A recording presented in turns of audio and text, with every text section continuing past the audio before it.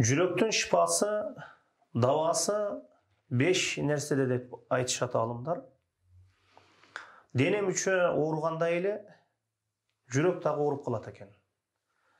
Дене мүчөнү дарылаганда эле, шипасы табылганда эле жүрөктүн дагы шипасы бар, давасы бар, муну дарыласа болот.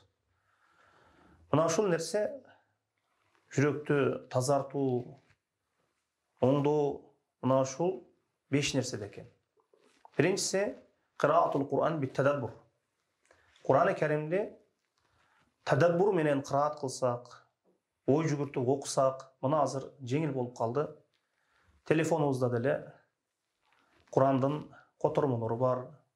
Кур'андын котормолору бар, орусча, кыргызча, арабчасын окуп, ошол аяттардын маани, маңызын котормосуна карап окуй үйрөнсөк, жүрөгүбүз тазарат экен, оңолот экен.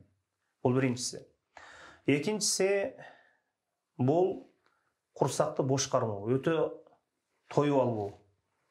Үчүнчүсү кыямул лейл, түнкү намазга туруу. Бул дагы жүрөктүн тазаруусуна, оңолуусуна, шипа табуусуна себеп болот экен. Төртүнчүсү эрте таңда Аллах Таалага дуалар кылуу, эрте таңкы зикирлерди окуу, жалынып жалбарып Аллахка дуа кылуу. Бешинчиси жакшы, салих, ыймандуу адамдар менен отуруп ыймандашуу. Мына ушул 5 нерсе жүрөктүн шипасы экен, жүрөктүн давасы экен.